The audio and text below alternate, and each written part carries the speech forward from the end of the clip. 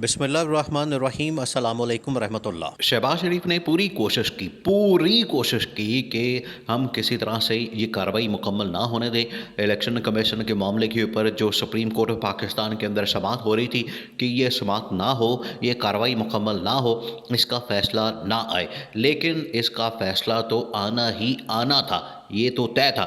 और आइन और कानून के मुताबिक, आइन और कानून के अंदर जो बड़ा वाज़ेह लिखा हुआ है 90 रोज़ के अंदर इलेक्शन करवाने का, वो उससे कोई भी भाग नहीं सकता। हुकूमत को अगर भागना है, इस हुकूमत को अगर ये हुकूमत कहती है कि हमने फ़ैसला कर लिया है कि हमने इलेक्शन नहीं होने देने, तो फिर आपको और रास्ता अपनाना चाहिए, आपको कोई और रास्ते पे जाना चाहिए। आपको मुल्क के अंदर आइन को मुअत्तल करना पड़ेगा, आइन को आपको ख़त्म करना पड़ेगा। आइन के लिए ख़त्म करने के लिए आपने एमरजेंसी लगानी है, वो वाली शिट मौजूद है, आप एमरजेंसी मुल्क के अंदर नाफिज कर दें। लेकिन ये नहीं हो सकता कि अब जो फ़ैसला आ गया है, जो फ़ैसला इस टाइम सुप्रीम कोर्ट की जानिब से दिया गया है, उससे आप पीछे हट जाएँ। आप 90 रोज़ के इलेक्शन वाले मामले से पीछे नहीं हट सकते। और इसके पीछे बेसिक वजह क्या है? देखिए, इस टाइम जो चीफ़ जस्टिस पाकिस्तान उमर अता बंदियाल की जानिब से रिमार्क्स दिए गए फ़ैसले के अंदर, तमाम की तमाम इन्होंने साजिश क्या की, आखिरी दिन तक ये साजिश होती रही। और जस्टिस काजी फ़ाइज़ ईसा मुसलसल इस तरह की, कभी वो ख़त लिख देते हैं, कभी वो कहते हैं कि चीफ़ जस्टिस के पास इख्तियार नहीं, कभी कहते हैं कि बेंच पूरा नहीं, कभी कहते हैं 4-3 से फ़ैसला आया, कभी कोई बात, कभी कोई बात। ये बेंच भी आप अंदाज़ा करें इस बात से कि ये बेंच भी 5 रुकनी बेंच बना था, 5 रुकनी। लेकिन कितने मेंबर्स रह गए थे इस बेंच के अंदर? 3। 5 रुकनी बेंच बना था, जिसके अंदर 2 जजेस ने अपने आप को इस हेयरिंग से, इस समाअत से अलग कर लिया था। और उसके पीछे देखें, जब ये बात हो रही थी कि इस केस की समाअत हो रही थी, उस वक्त ही मरियम नवाज़ ने ये कहा था कि ये फ़ैसला 4-3 से आया है। और इसमें एक जज ने, एक जस्टिस अमीनुद्दीन ने भी और जस्टिस जमाल मंदोखेल ने भी ये वाला पॉइंट उठाया कि फ़ैसला 4-3 से आया था, लिहाजा ये फ़ैसला ख़त्म हो गया था, अब इसकी कोई आइनी और कानूनी हैसियत नहीं है। तो उसी के ऊपर ही इन दोनों जजेस ने अपने आप को पीछे किया। तो ये पूरा साजिश, अगर आप इनके डॉट्स को कनेक्ट करें तो आपको अंदाज़ा हो जाएगा कि आखिरकार कौन है इसके पीछे और कौन चाहता था कि हम इलेक्शन ना होने दें। इलेक्शन में असल में इनको अपनी मौत नज़र आ रही है। इलेक्शन में अब ये समझते हैं कि हमें वोट तो पड़ना नहीं, अवाम ने हमें वोट देना कोई नहीं। और अवाम के अंदर अब इनकी पॉपुलैरिटी इमरान खान की है, इनकी पॉपुलैरिटी है नहीं।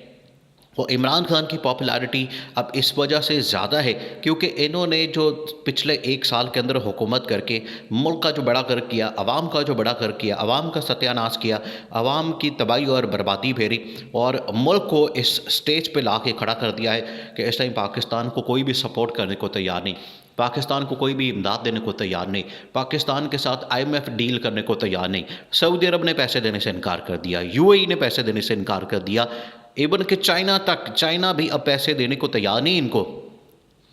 IMF ने कहा है कि हम पैसा उस सूरत में देंगे पाकिस्तान को, अव्वल तो हमने ये हुकूमत इसाक़दार, इसके साथ बातचीत करनी नहीं, इसके साथ हमने मुज़ाकरात करने नहीं, पहले ये कह दिया।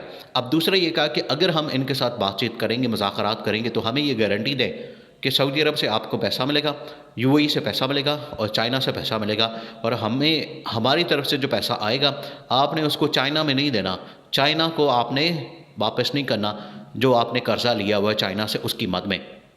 तो बड़ी सख्त शराइतें जिसकी वजह से हुकूमत ने मुल्क का बेड़ा गर्क कर दिया। डॉलर की प्राइस आप देख लें, पाकिस्तान के अंदर महंगाई और बेरोज़गारी देख लें। और आजकल रमज़ान है, रमज़ान के अंदर आटे के लिए जो इस टाइम लाइनें लगी होती हैं, उन लाइनों को आप देख लें जिसके अंदर हर रोज़ बंदे मरते हैं, हर रोज़ बंदे मरते हैं।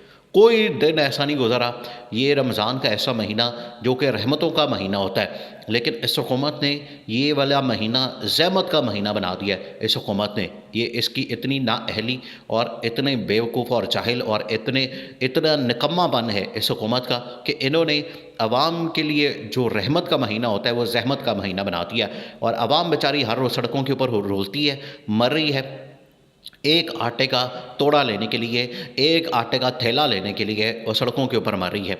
अब इमरान खान की पॉपुलैरिटी तो बड़ी वाज़ेह है और जितने भी इस टाइम सर्वेस, जितने इस टाइम रिपोर्ट्स, जितनी इस टाइम चीज़ें आ रही हैं, उसके अंदर इमरान खान को 2/3 मेजॉरिटी लेने से अब कोई नहीं रोक सकता।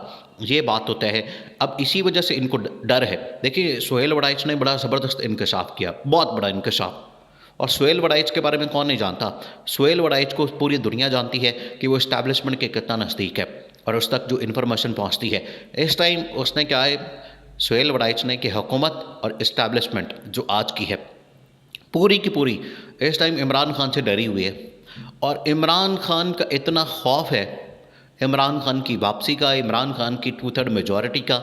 और ये बात ख्वाजा साद रफ़ीक ने भी की है कि इमरान खान अगर वापस आ गया तो उसने हमें ज़िंदा गाड़ देना है। तो इससे आप अंदाज़ा कर सकते हैं कि पाकिस्तान के अंदर ये कितना डरे हुए हैं, कितने खौफशदा है, कितने खौफशदा है। और ये जो ख्वाजा साद रफ़ीक ने बात की है, ये हुकूमत की भी बात की और इस्टेब्लिशमेंट की भी बात की। और इस्टेब्लिशमेंट भी हुकूमत समेत डरी हुई है। ये सुहेल वड़ाइच ने इंकशाफ किया कि इमरान खान का खौफ इस वक्त इतना चढ़ा हुआ है इनके ऊपर, और इमरान खान इस टाइम इतना ज़्यादा पॉपुलर हो गया कि इनको डर है, इनको खौफ है कि अगर इमरान खान वापस आ गए तो पता नहीं हमारा क्या होगा। लेकिन अब ये नहीं हो सकता।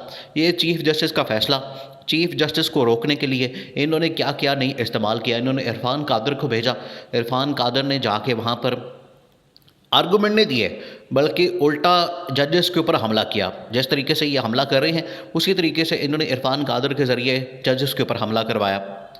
और भी इनके जितने वकील गए पॉलिटिकल पार्टीज़ के, सबको चीफ जस्टिस ने कहा कि हमने तो आपको सुनना ही नहीं।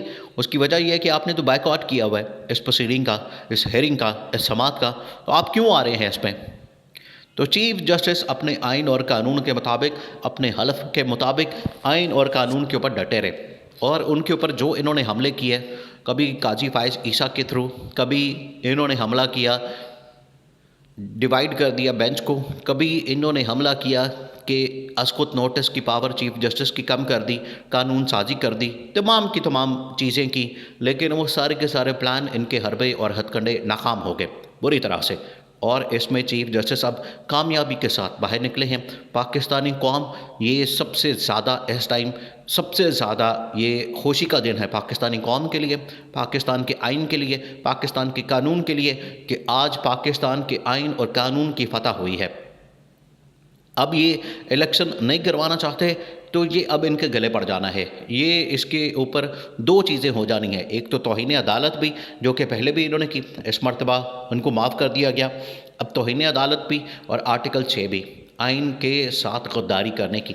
आइन से ये भाग नहीं सकते, क्योंकि आइन और कानून के अंदर यही तो आइन चीज़ है कि वो किसी को भी इस तरह से, जो शुतर बेमहार अपना इक़्तिदार चाहता है कि हम बैठे रहें और हमें कोई पूछने वाला, रोकने वाला, टोकने वाला ना हो, हमारा इक़्तिदार इसी तरह से ताहयात चलता रहे। अब ये जो ताहयात इनकी हवस और लालच है, ये नहीं होने वाली, बल्कि इनकी नाअहली होनी है। और ये फ़ैसला बड़ा ज़बरदस्त फ़ैसला दिया है।